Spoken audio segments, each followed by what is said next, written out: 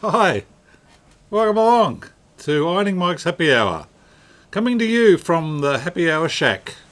Welcome along, everybody. This is the hour of the week when we can lay aside our tools, put our feet up, let the air out of the shoes, make sure we got something at arm's length, like a little beverage or something to nibble on.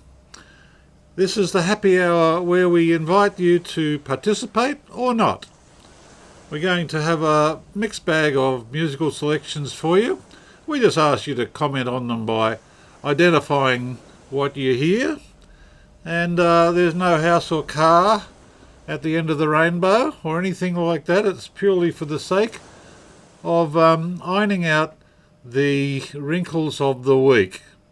Hence Ironing Mike. Get the connection there? That's right. We like to help you iron out the wrinkles of the week during this hour.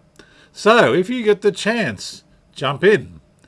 In the comment section, say hello and I will see them here. I'll be able to engage with you in the live stream environment that we're in. Everything is live here. So we do invite you to jump in, say hi. I'm going to start off today with a little musical selection that I think might not be too difficult at all to identify. Popular tune that I'm going to say 99.9% of my listenership. Sometimes we actually get up over 100, so it's not unusual to talk, or it's not inappropriate to talk in those terms. All right, where are we today? We are into the first week? Where are we with spring? We're well into spring, of course. October's what I'm thinking of. Today's the 3rd, isn't it? Have you been watching the passage of the comet? The interstellar comet? I have, and very perplexed about what's going on there. What else is happening? Grand final weekend too, isn't it? It's a weekend too where we put our clocks back. And then in another 5 months or so, we do the opposite. So this time next week, I'm imagining that it's going to be a whole lot brighter outside the Happy Hour Shack here, just looking outside. Nice and bright today, actually, for 5 o'clock. And we're approaching, here in Goulburn, we've got the Lilac Time Festival this weekend. So I was downtown stocking up just after lunch today, and they're well underway, but I tell you what, it's not half blowy. Gee whiz. You could easily get blown off your feet with the strength of the wind today. Took the grandkids, hello Vicky, took the grandkids up to the skate park, and they didn't last very long. It was very strong, very gusty and blowy, and I'm assuming, Vicky, that it's just as blowy in Canberra. Hello Brian, if you're there, somewhere handy. Going to say hello also to Greg and Carmen.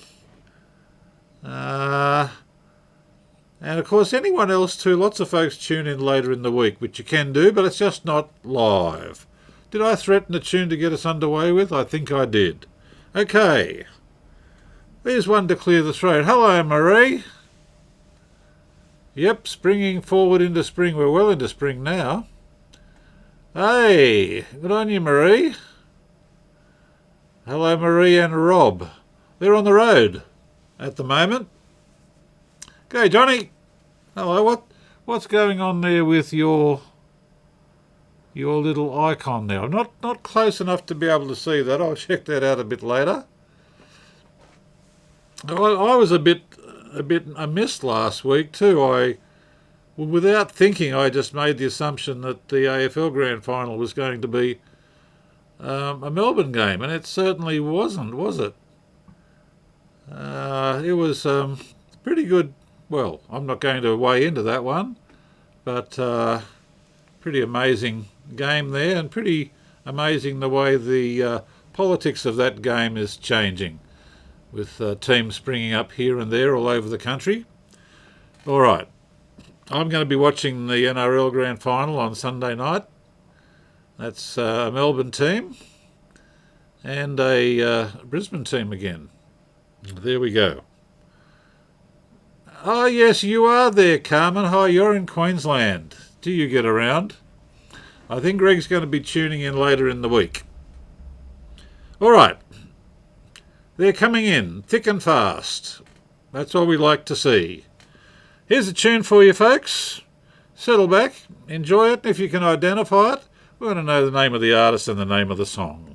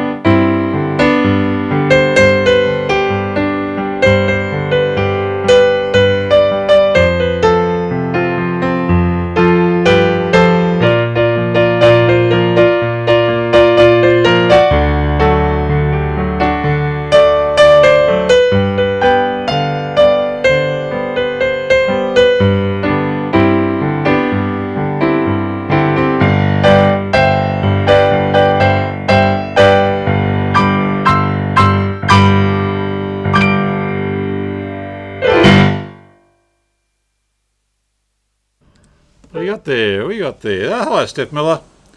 Hello, Tommy. Ciao, Tommy. Absolutely.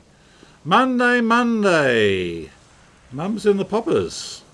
Ah, of course, I get that. All right. You step ahead of me, Carmen. Monday. Yep, mamas and papas. Harold says mamas and papas. Mari was there also. The mamas and the papas. Terrific. Okay, think about this one.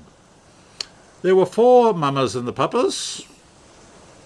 There was Mama Cass, of course, and Mama Michelle Phillips.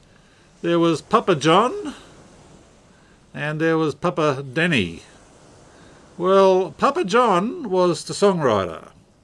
Papa John actually was a very naughty boy, and he came undone in a pretty big way with all sorts of, shall we say, under-the-counter type of things he was into, but a very talented songwriter. So that's John Phillips from the Mothers of Invention. The song, Mothers of Invention, where am I going? Mamas and Papas. Gee whiz. Oh. Okay.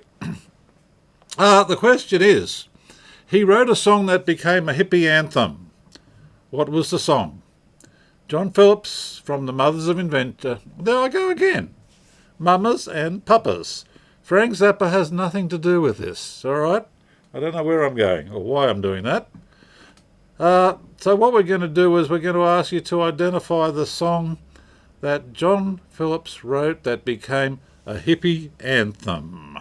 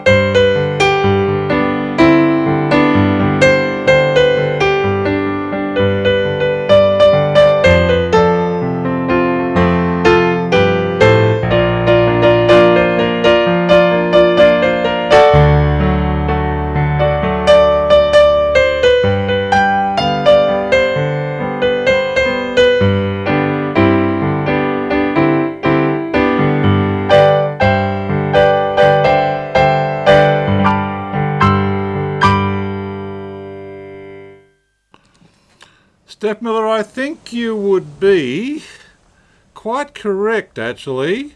Californian Dreaming was a hippie anthem. Not exactly the one I had in mind, though. Hello, Ian. Hello, Julie. Coming to us from...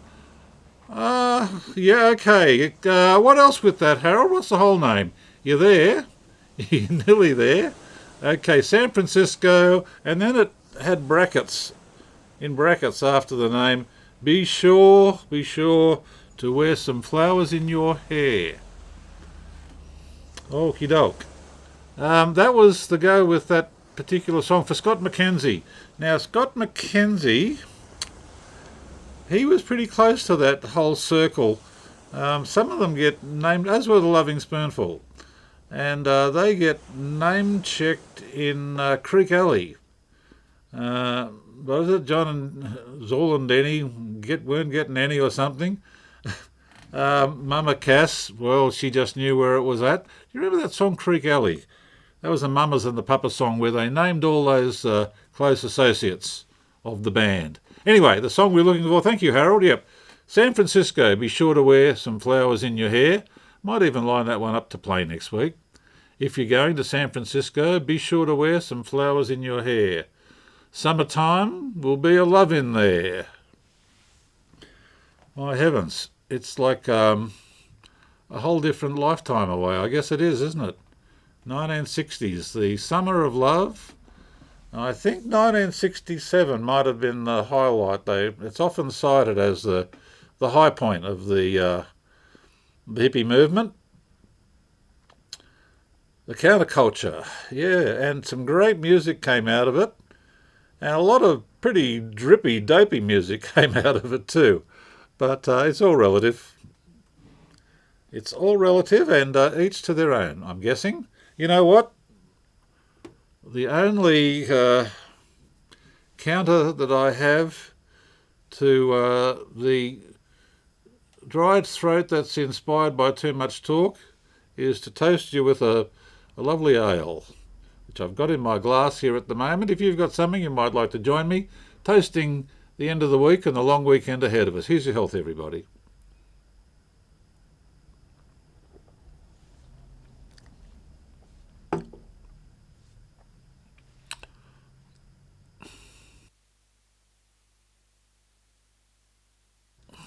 Same deal here. Artist, please. Song title, please.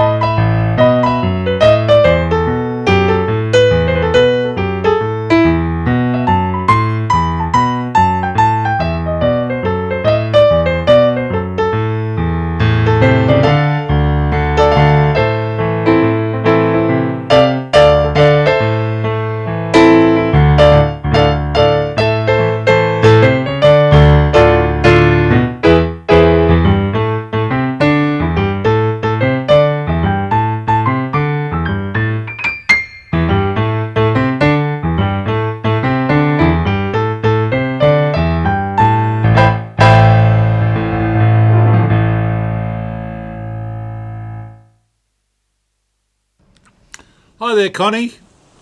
Welcome along. Ian's there, Connie's there, Steph Miller's there, Carmen's there, Harold's there. Yep, it's Moondance. Additionally, Carmen, Steph and Connie told us that it was indeed Van Morrison, Van the Man.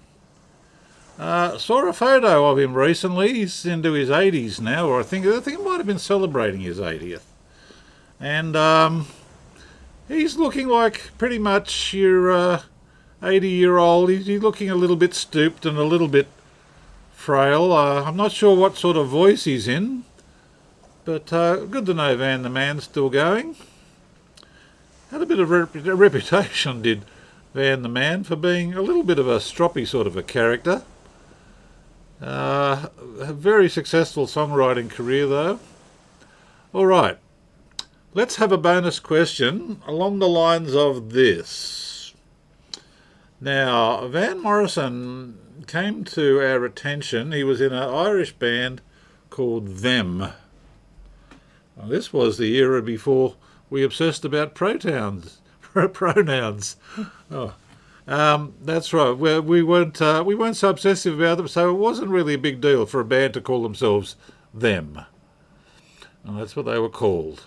So then he decided it was time that he launched out on a solo career, and he went and recorded an album that I don't think anyone thought was going to be as big or as influential as it was. Very sort of self-biographical thing that made a lot of reference to his growing up in Ireland.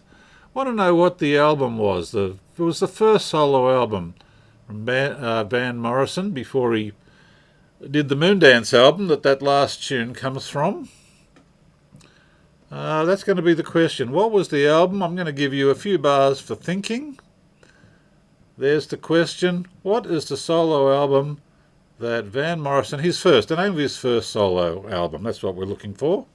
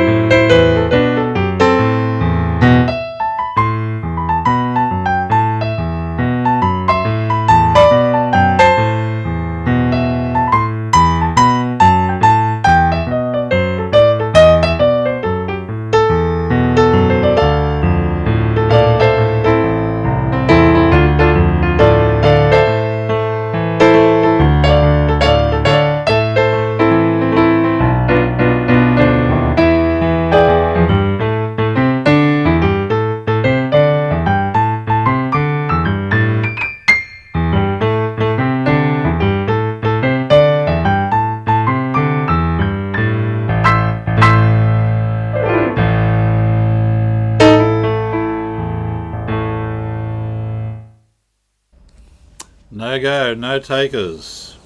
Does it ring a bell if I say it was Astral Weeks? Didn't have any number one hits on it, but it still sells well. It still sells very well. It's one of those sort of enduring titles that seems to defy the fashion trends of the time, a bit like Carole King's Tapestry. That just keeps selling and selling, even though it's over 50 years now, probably 50, I'm going to say 54, 55 years since Carole King's Tapestry was launched on the scene. Still sells well. Okay, that was a bit of Van Morrison there for you. And I like to get a bit jazzy with that one, so apologies if I got a bit too jazzy. It's just one of those loose ones. A lot of bands will play that one, and they'll play it as a... Sometimes I'll play it in their warm-up bracket, before they get into their full-on type stuff that they might be playing. But it's a good sort of chilled, jazzy one for a chilled sort of a gig. How about that? All right. Now, what I did during the week here as I have been doing, has been my want recently, is to post a little quiz during the week where I just play 8 bars. Typically 8 bars. It comes from the bridge of a song. I think I stumped everybody this week. I thought this was going to... It's quite simple, but it's deceptively simple. So I'm going to play you the bridge, and then I'm going to play the whole tune for you. And I know some people were... They were around and about when I posted the 8 bars this week, but no one sort of jumped in feet first to... I think there are a few people that might have been scratching their chin. Yeah, yes, we know this one. It's ringing bells and all that kind of thing. Let me just press this button here, and I'll just change. I'll play the bridge on its own for you first.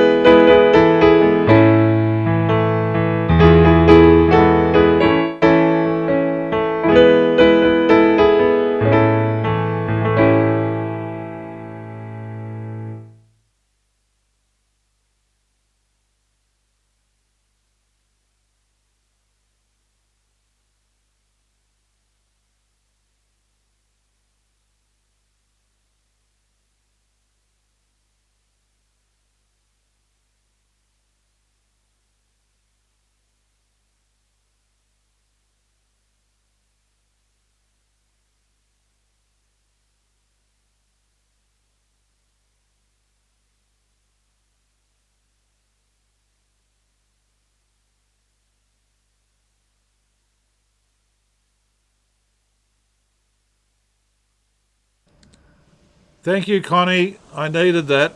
Sometimes I press the wrong button. Is Brad there, is he? Okay. Thank you. Yep.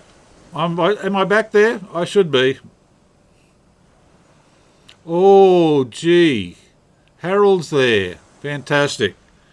Good one, Harold. Yep. Here we go. I'm going to give you just the bridge, and then I'm going to go into the tune.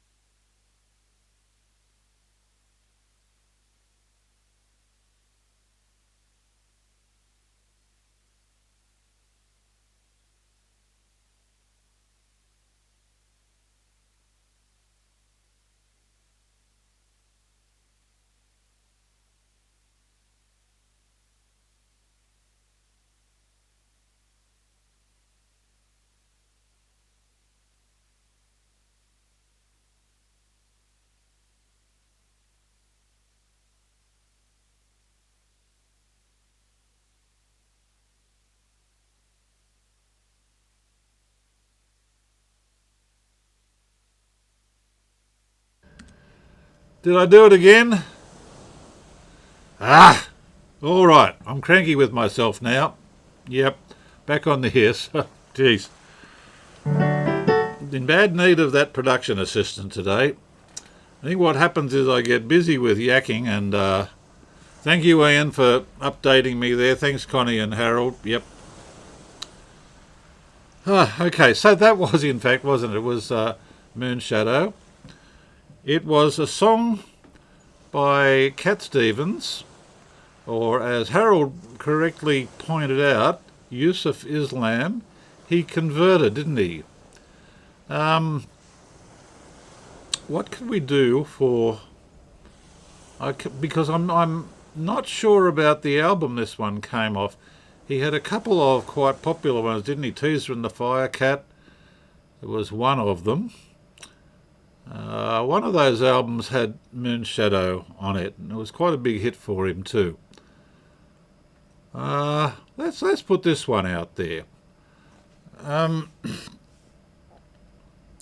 Before he actually got really, he was already popular from the 1960s when he had a run of songs there. Where Do the Children Play? And one that brought him to our attention. I can remember when I first heard, yes, Tea for the Tiller Man. Thanks, Harold. Is that the one that had Moon Shadow on it? I don't have those in front of me, but that's not going to be the bonus question. The bonus question is the hit he had that made us all think, oh, Cat Stevens. Wow, that's a name I'm going to remember. He had a string of hits before he got even bigger with his albums in the early 70s. But I'm going to ask you for the name of the song. Is that not too unreasonable an ask? Hopefully not. The name of the song that brought Cat Stevens to the attention of the world. And just while you're thinking, let's come out of that bridge again. The reason I think that it catches a lot of people off that one, it's a fairly simple bridge, and it's actually in a different key to the rest of the song. The rest of the song, at least the version I'm playing from, is in 2 sharps. And when it goes to the bridge, it goes to 4 sharps. I don't want to burden you with too much. Morning Has Broken. Yep, quite the thing. Now, did he didn't write that. He set it, I do believe. Yeah, Eleanor Farjon wrote Morning Has Broken. But the song that actually brought him to our attention back in the mid-60s was not Morning Has Broken. Was not Morning Has Broken. And it starts with a person's name. Here's another clue. It starts with a person name. Yep, I thought Richard and Orlana might be there with that one. That's right. Matthew and Son. Let me play you a little bit anyway of what we were doing. Matthew and Son was, from my memory, from my recollection, it was the first time that I heard of Cat Stevens, and I do remember being pretty impressed. That's a really good piece of work, that Matthew and Son. Matthew and Son, the work's never done. There's always something new. If you don't know that, then I guess you've got a pleasant surprise waiting for you even when you look it up.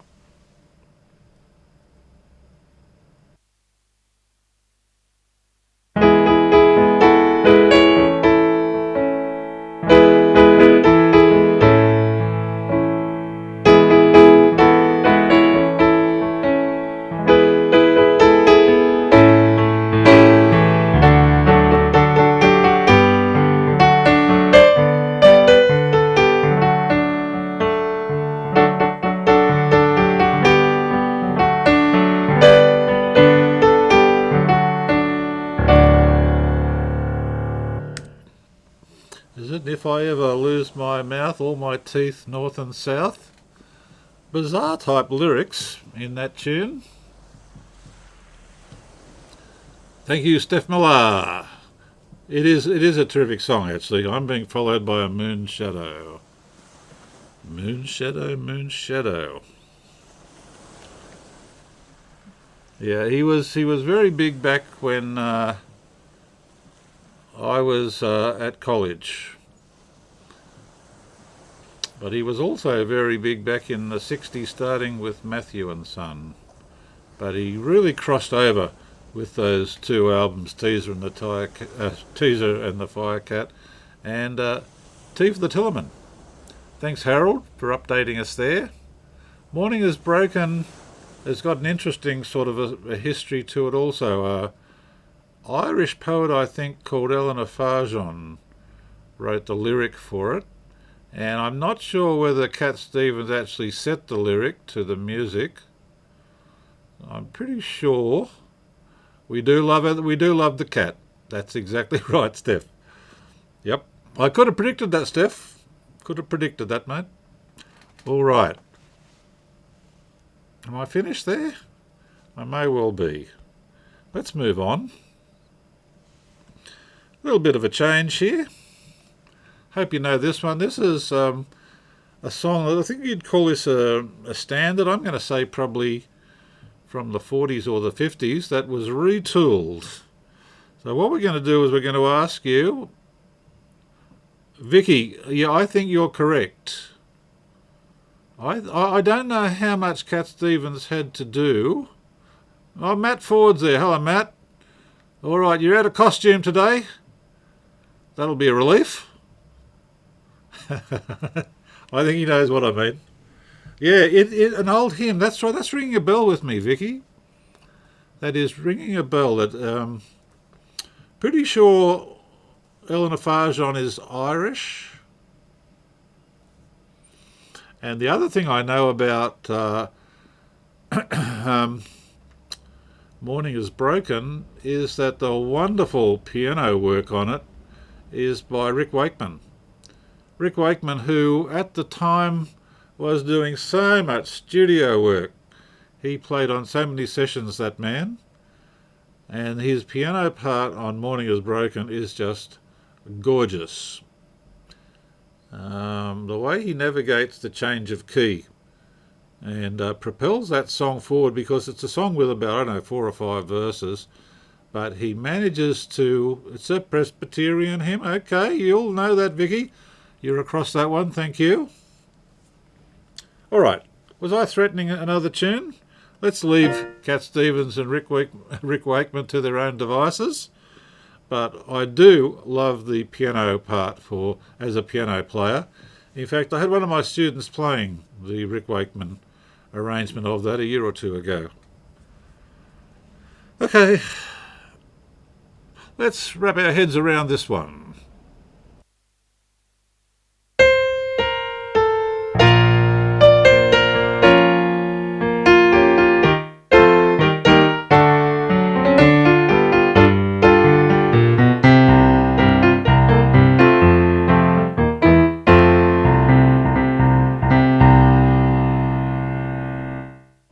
I'm going to pull up there.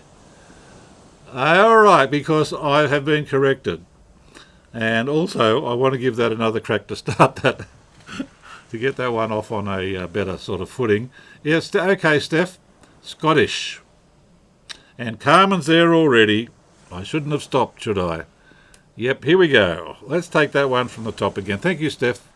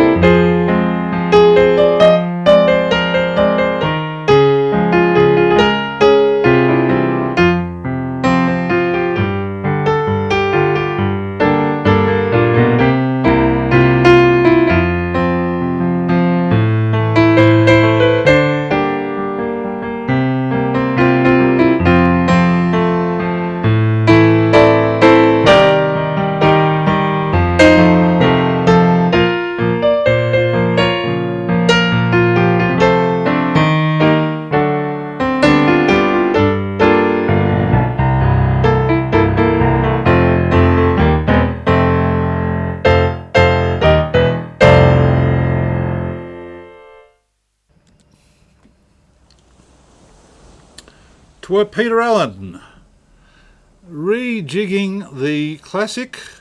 Now, I do know who wrote this one. And I'm going to go out on a limb here. Harry Warren. Harry Warren was sort of a little bit later in the day than a lot of the songwriters from what we call the Great American Songbook, the Gershwins and the Irving Berlins and the Cole Porters. Harry Warren came along a little bit later, but he was still writing those classic songs. I think we tend to bundle them all in together. Pretty much anything before Elvis came on the scene. That's a standard like that. Pretty much is classified as from the Great American Songbook. And how great it is. Okay, so this one for Peter Allen was his follow-up to another song that became a little bit of a theme song for South American tourists. Is that being obscure enough? All right, let me give you about another 16 bars and you can tell us, for the bonus question, what was the very popular song for Peter Allen that came out just before that one, and it was a big, very big. Did I say big? It was super big hit. Okay.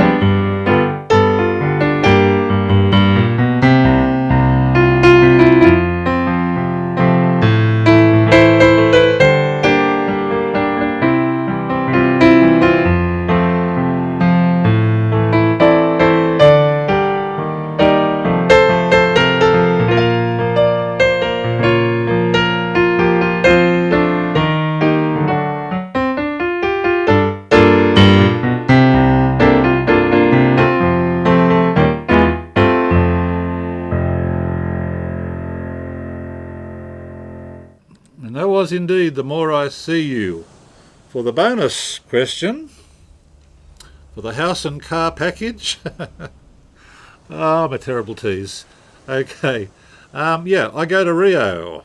When my baby smiles at me, I go to Rio de Janeiro, mio mio. That is a song to get people moving, for sure. And Peter Allen, well, didn't he have some big ones? He had that one that Qantas adopted, I still call Australia home, of course, and a lot of other really quite... he could compose. The Allen brothers had a big history on the Australian pop scene. They're regulars on Bandstand with Brian Henderson. And the Allen brothers, can't remember his brother's name, but Peter, when he went out on his own, of course, really established himself. Matt Ford was there. He goes to Rio. Richard and Orlana were there. They go to Rio too. And Hawaiian shirts, very much de rigueur in the I Go to Rio video. Maracas, and a lot of dancing and playing piano sideways with your legs crossed and all that. Peter Allen had all of that stuff happening, a great showman. They did a musical about him. Was it The Boy from Oz? Yeah, I think it might have been. I didn't see that one, but got a lot of respect for Peter Allen, especially as a songwriter. He ended up married to Lisa or Liza. Liza, isn't it? Minnelli. And also he ended up in the songwriting team that included Burt Bacharach, Harold Bayer Sager, Christopher Cross, and they wrote a lot of terrific songs together.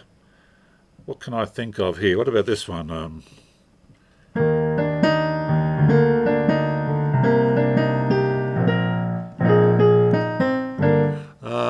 That's What Friends Are For. He also teamed up with that same songwriting team. I think they wrote Sailing for Christopher Cross.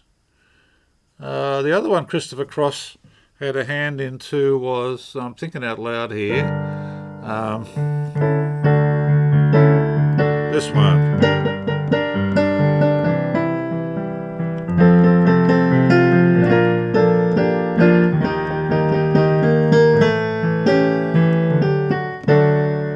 Arthur's theme.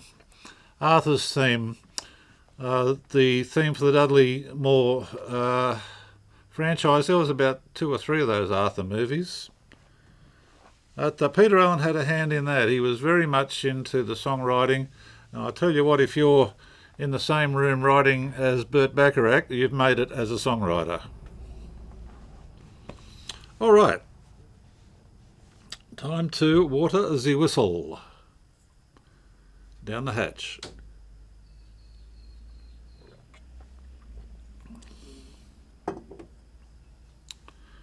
I think I know what the earworm's going to be tonight. I wouldn't be surprised if it's going to be that one, or it could be this one. That's the one, Matt Ford, yep. Hello, Mark. Aloha from Honolulu. I bet you got your Hawaiian shirt on. Liza Nodlisa, Liza Minnelli. Judy Garland's daughter. All right. Let's plug on. Okay, nothing to say by way of introducing this next one. I'd be surprised if a lot of people don't know this one to start with.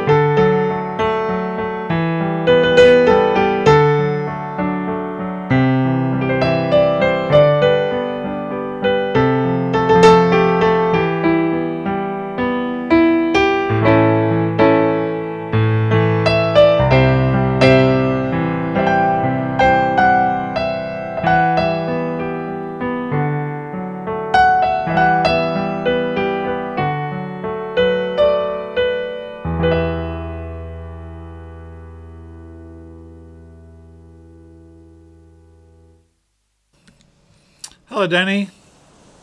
Hello, girls, if you're watching. Hello, Otavia. Hi, Daphne. Hello, Francis.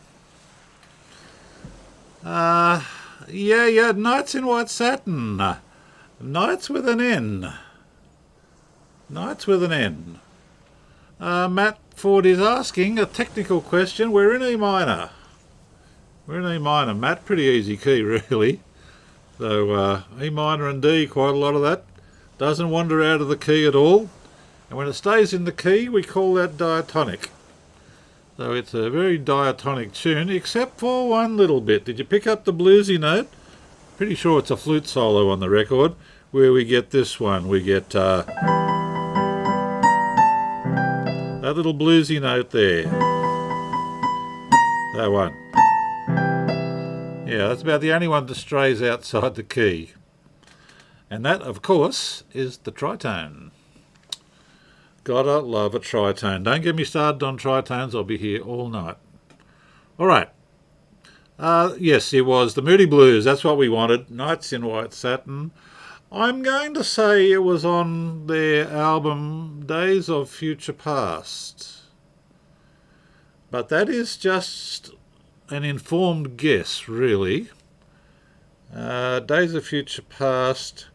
They were one of the early adopters of the mellotron, that wonderful instrument that all the progressive bands of the time started to use to make those really psychedelic string-type sounds and chorusy choir sounds.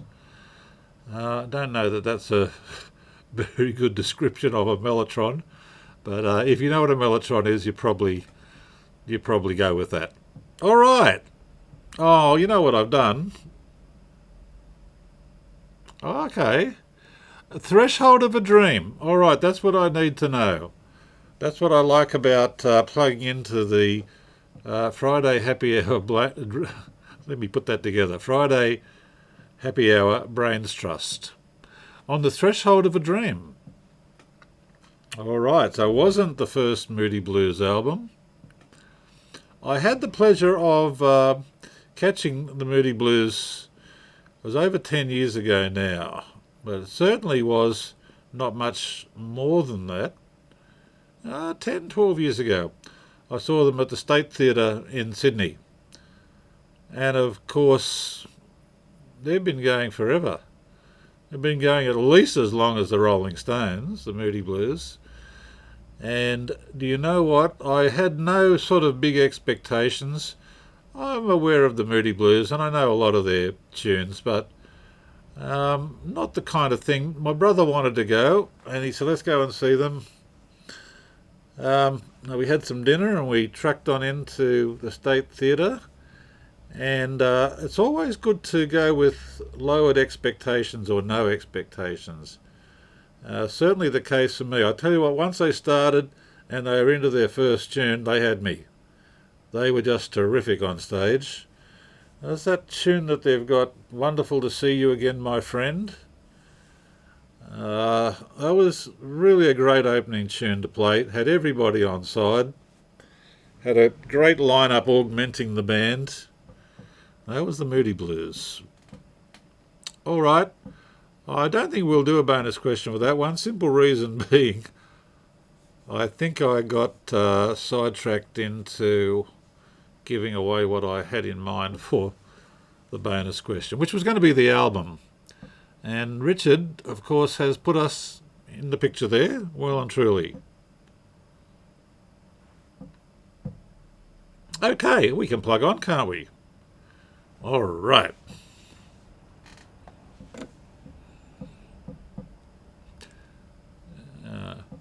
Channeling my brother-in-law Ricky there. Carmen will know what I'm talking about. When Ricky sees you, it's all right. Some of you will know Rick. That's him. In 2 words or 2 syllables.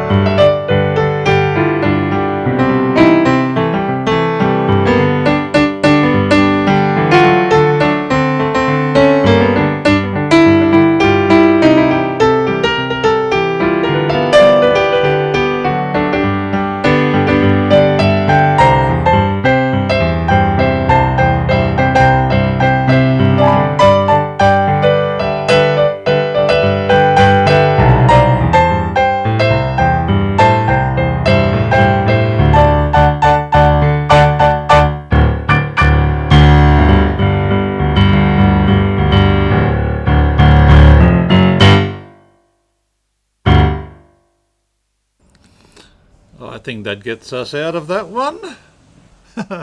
It's a fun tune to play. It really moves along.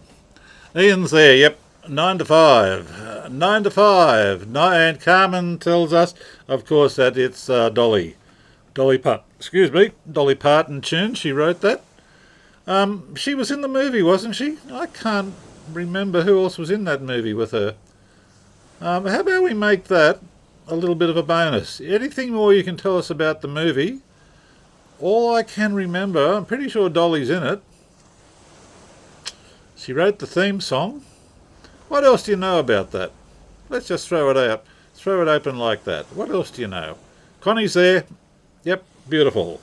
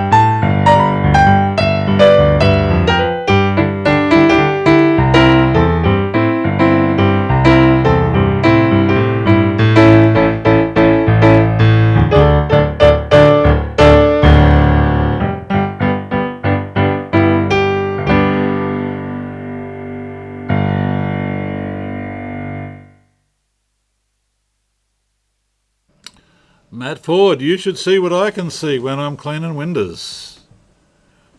Did he do that, did he? Cleaning windows. Van the Man? You're telling it there, Matt. Ian, hi, Jock. Hello there, matey. Good to have you along. Yep. Okay, we got time for another one or two. I wanted to get to this one today. Not that one. I wanted to give myself a real challenge. This is a challenging song. And I've had a look through it. Maybe a couple of times. Where is it? Here it is. Okay, this one's challenging. So I'm saying that, not that I expect to fall off the horse with this one, but it's a great, great song. And my worry is that I'm not going to do it justice enough. I hope you recognise it.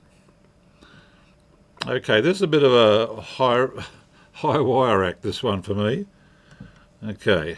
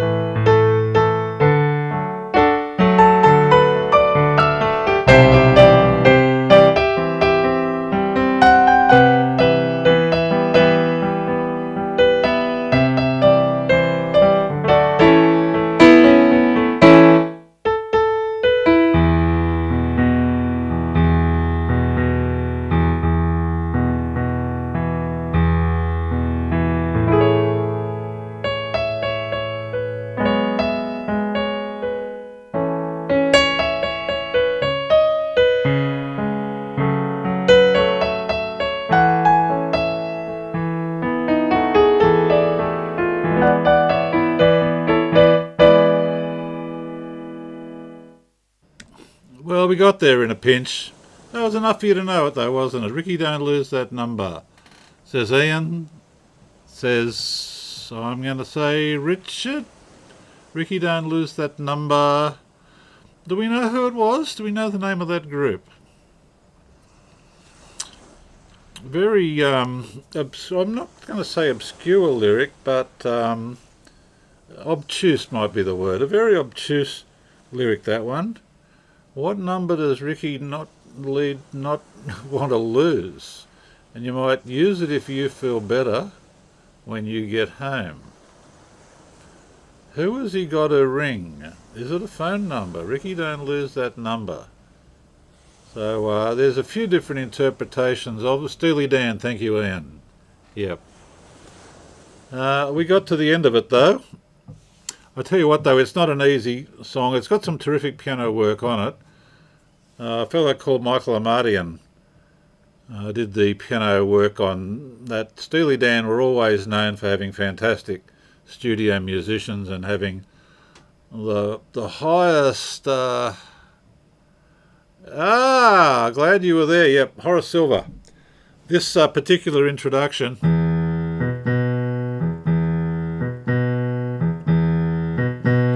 Thank you, Richard. It was indeed. It's a Horace Silver tune. Song for my father.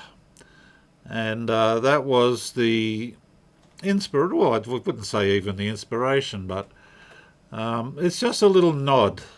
They haven't actually pinched it in the sense that they were going to do anything with it, like shape a song around it. They just used it in the introduction, I think, as a little nod to a period in jazz history. 1950s we're talking about. Horace Silver, terrific hard bop piano player. And that's just their little nod in the direction of that 1950s style of jazz that was called hard bop. All right, I think I've outstayed my welcome, have I? Look, I'm still a little bit shell-shocked from my encounter with Ricky, don't lose that number, but I was determined to bring that out because it's really a fantastic piece of songwriting. Truly it is. After all this time, I still don't know really what it's about. But does that bother me? No, not hugely. Okay, folks.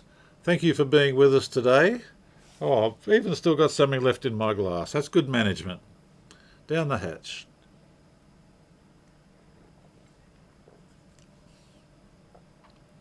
Thank you, Connie. It's been lovely to have you along too. And thank you to the Brains Trust for keeping me on the straight and narrow when I have erred. I look forward to seeing you. If you're a footy fan, I hope that you enjoy the grand final on Sunday night. That's what I'll be plugged into. Thanks, Carmen. We'll see you very soon. We're making plans for the end of the year for a little bit of a shindig. Carmen knows all about that. Nice to be in touch with you through the happy hour session that we have here regularly. I'll be here next week. It'll be Friday, and I'll be here again because, frankly, I've got nothing better to do than to be here playing music for some folks who might be just unwinding from the week themselves. I've done a lot of talking today, possibly more than I should have, so I look forward to catching up with you again. Bye for now.